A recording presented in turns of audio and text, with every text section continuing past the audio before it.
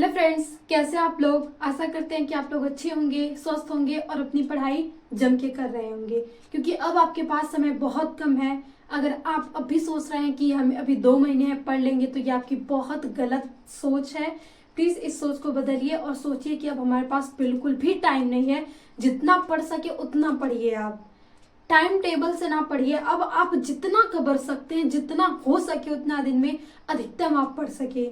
मतलब आपको मिनिमम तो, मतलब बात करें, मैं मिनिमम जो है कैटेगरी को, तो 5 घंटे से कम नहीं होना चाहिए। आपकी अब ये सिचुएशन है कि आपको ज्यादा 5 सब्जेक्ट कम से कम 1-1 घंटे तो हर सब्जेक्ट पे आपको देना ही पड़ेगा। अगर आपका पीछे से मतलब आगे इसके पहले रिवीजन अच्छे से पढ़े हैं, क्लासेस किए हैं, कोचिंग किए हैं, तो अगर आपने अब तक कुछ भी नहीं पढ़ा है तो आपको और भी ज्यादा समय देके सब सब्जेक्ट को, क्या कैसे आने वाला है क्वेश्चन, सब चीजों को देख के आपको अपनी दुगनी मेहनत करके आप सब बच्चों को आगे जा सकते हैं। ये नहीं कि अब तक आपने कुछ नहीं पढ़ा तो आप कुछ भी नहीं कर सकते। देखिए, अगर आप कोई भी इंसान अगर चाह दे तो वो सब कुछ करता है, कर सकता है। अगर वो ना चाहे तो वो कुछ भी नहीं करेगा और वो खुद को कमजोर ही समझेगा। और कोई भी छात्र बात करे तो वो कमजोर नहीं होता है। अगर उसने भी मेहनत करनी शुरुआत कर दी तो वो एक टॉपर बन सकता है। तो आज के सेशंस में हम पढ़ेंगे हिंदी के एक और व्याकरण में महत्वपूर्ण टॉपिक छंद के बारे में। हमने इससे पहले रस और अलंकार पढ़ा, अब हम पढ़ेंगे छंद। रस और अलंकार और छंद को आप अच्छे से पढ़ लेते हैं तो यहाँ से क्वेश्चन श्योर आते हैं जो जो आपको पढ़ाया जाता है, और 6 नंबर आप आसानी से ले सकते हैं। इसमें परिभाषा और उदाहरण सहित आपको लिखना होता है कि कौन सा छंद है। तो 3 छंद इसमें है कि जो कि बहुत महत्वपूर्ण है, और तीनों में से आपको ऑप्शन करके देगा कोई एक ही छंद लिखना होता है कि आप कोई एक छंद लिखिए और उसको उदाहरण सहित समझा दीजिए, आप अपने नंबर ले जाएंगे। तो आइए आज हम उसको एक बार रिविजन कर लेते हैं कि आपके 2 नंबर तो इस सेशन से फिक्स हो जाए। 2 नंबर कहने के लिए एक छोटा नंबर है, लेकिन 2 नंबर बहुत ही मायने रखता है। कभी भी अगर आप मतलब ऐसा देखते हैं कई कई रिजल्ट्स में 1 नंबर से आपका 90% से रुक जाता है, मतलब 89% माना जाता है परसेंटेज। तो ये मत सोचिएगा कि 2 नंबर है तो क्या है, इस क्लास को देखें। यही हिंदी और इंग्लिश में बात करें तो आपको एक छोटे छोटे मार्क्स ही आपको नंबर दिलाते हैं, एक बड़ा नंबर दिलाते हैं। तो आपको इन छोटे छोटे नंबर को अवॉइड तो बिल्कुल भी नहीं करना है, क्योंकि देखिए जो बड़े टॉपिक होते हैं एग्जैक्ट उसमें नंबर नहीं मिलते हैं, लेकिन जो छोटे टॉपिक होते हैं उदाहरण से लिखना होता है, वहां पे आपके पूरे नंबर दिए जाते हैं अगर आप अच्छे से लिख लेते हैं तो आइए हम देखते हैं कि आखिर छंद क्या होता है। तो बात करें तो छंद की, तो ये गद्य में नहीं केवल काव्य में पाया जाता है। मात्राओं और वर्णों के आधार मतलब ये लगकर काव्य की सुंदरता को बढ़ाता है, और वहाँ पे भाई कई सारे इसके महत्व होते हैं।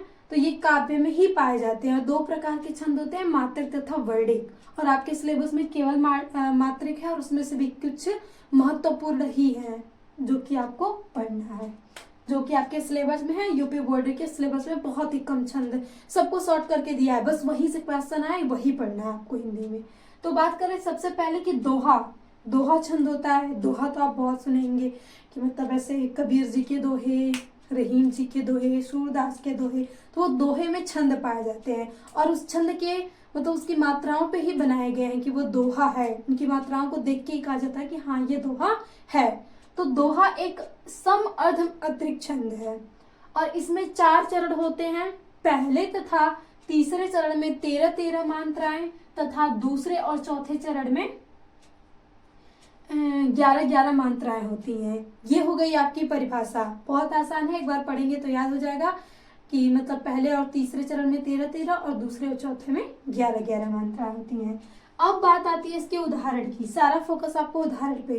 तो सबसे पहले आप उदाहरण लिख देंगे कि मेरी भव बाधा हरो, राधा नागरी सोई, जा तन की छाई परे, श्याम हरित दुति होई। ये कृष्णा जी की महिमा, मतलब उसमें एक मान लीजिए भक्त ने इतनी विनती की है, उसी प्रकार का ये दोहा है। अब इसमें हम कैसी मात्राओं को दर्शाएं, तो मात्राओं को आपको लघु और दीर्घ में दर्शाना होता है। लघु और दीर्घ 2 मात्राएं पाई जाती है। लघु को हम सिंगल लाइन द्वारा दिखाते हैं और दीर्घ को एस से दिखाते हैं, और इसका मतलब होता है कि 2 मात्राएं। तो जो भी मात्राएं बड़ी मात्राएं होती हैं, गुरु मात्राएं होती हैं, दीर्घ मात्राएं होती हैं, उनको हम 2 काउंट करते हैं, और जो छोटी मात्राएं होती हैं उन्हें हम 1 काउंट करते हैं। जैसे अ छोटा हो गया और बड़ा उसमें हम 2 काउंट करेंगे। तो यहाँ पे देखिए तो यहाँ पे है 2 और यहाँ पे भी 2, यहाँ पे 1 1 2 2 1 2। अब काउंट कीजिए, 13 हो गया, तो 4 2 6 और 6 4 10 और 3 13, 13 मात्राएं हो गई यहाँ पे। ये हो गया आपका पास प्रथम चरण, और ये द्वितीय चरण, ये तृतीय चरण और ये चतुर्थ चरण। यानी इसके नीचे जो है उसमें 13 होंगी, इसके नीचे जो है उसमें 11 होंगी। तो यहाँ पे काउंट करिए, 2 2 2 1 1 2 1 2 2 4 2 6 2 8 2 10 1 11 कि सोरठा 11 मात्राएं होनी चाहिए। अब उसके बाद हमारी बात आती है कि सोरठा किसे कहते हैं। तो सोरठा जो होता है वो दोहे का उल्टा होता है, यानी इसमें जो आपने दोहे में किया है उसका उल्टा कर देंगे तो सोरठा हो जाएगा। तो दोहा याद कर लीजिए, उसका उल्टा कर दीजिए।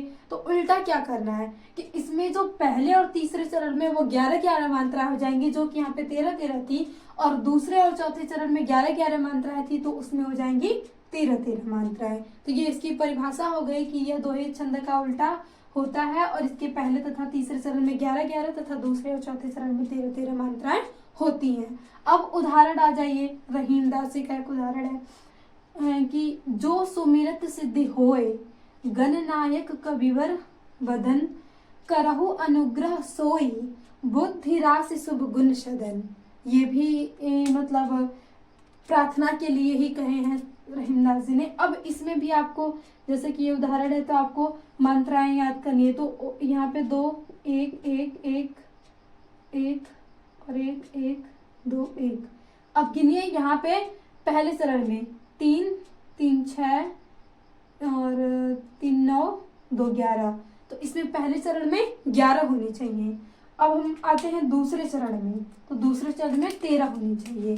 तो 1 1 2 1 1 1 1 1 1 1 1 1, इसमें काउंट कीजिए, 1 2 3 4 5 6 7 8 9 10 11 12 13 होंगे इसमें। यानी पहला चरण ये दूसरा चरण, ये तीसरा चरण और ये चौथा चरण। अब इसी के नीचे ये जो नीचे है, तो ये इसमें तीसरा है, तो इसमें 11 होंगे। तो 1 1 1 1 1 1 1 2 1, तो 4 3 7 3 10, ये अनुग्रह वाला है ना, तो मतलब ये जो होता है ये दीर्घ हो जाता है, यहाँ पे 2 मात्रा ले जाएंगी। फिर उसके बाद यहाँ पे भी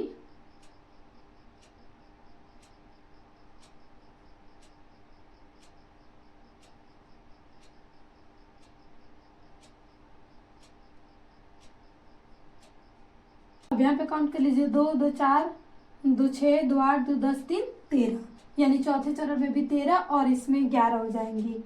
इसमें 11 है ना, 1 2 3 4 5 6 7 8 9 10 11 इसमें है। तो ये हो गया यहाँ पे 11 और 13 मात्राएं।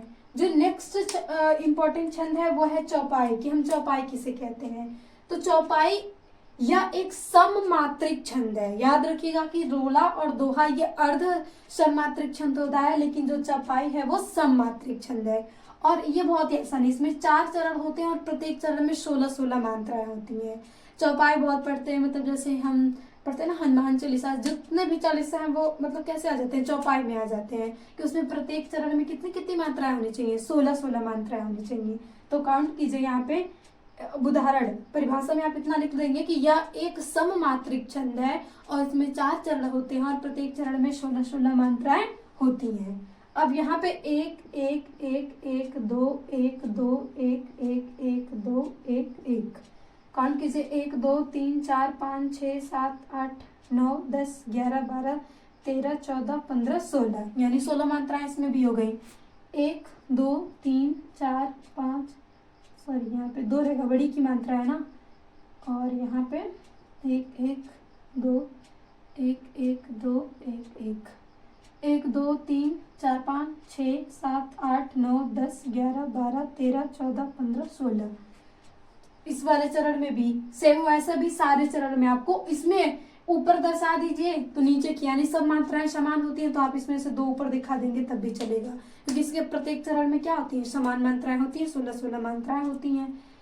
तो इतने छंद अगर आप तैयार कर लेते हैं अच्छे से, इनके उदाहरण सही देखिए, चौपाई का तो उदाहरण सबको याद हो जाएगा, किसे नहीं याद है भाई, जय हनुमान ज्ञान गुण सागर जय कपीस लोक उजागर रामदूत अतुलित बलनामा अंजनी पुत्र पवन सुत नामा। ये तो सबको याद होगा, और ये भी दोनों भी आप 1-2 बार पढ़ेंगे तो ये जो उदाहरण है दोहा और सोरठा के ये भी याद हो जाएंगे। दोहा याद करेंगे, सोरठा वैसे याद हो जाएगा, इसमें बस आपको उदाहरण याद करना है। उदाहरण याद कर लीजिए, छंद आपके पूरे तैयार हो जाएंगे और यहाँ से आपको पूरे के पूरे 2 नंबर मिल जाएंगे। तो इसी के साथ थैंक यू, मिलते हैं नेक्स्ट सेशन में। अगर आप चैनल पे नए हैं तो प्लीज चैनल को सब्सक्राइब कर लीजिएगा। अगर आपको सेशन अच्छा लगा हो तो प्लीज लाइक शेयर और सब्सक्राइब करिएगा, और एक प्यारा सा कमेंट्स जरूर लिखिएगा कि आपको ये सेशन कैसा लगा, कि ताकि हमारा भी मोटिवेशन बढ़े और आपके लिए और भी अच्छे अच्छे टॉपिक ला सके, जिससे आपके बोर्ड में बहुत हेल्प हो सके। तो अगेन थैंक यू, मिलते हैं नेक्स्ट सेशन में।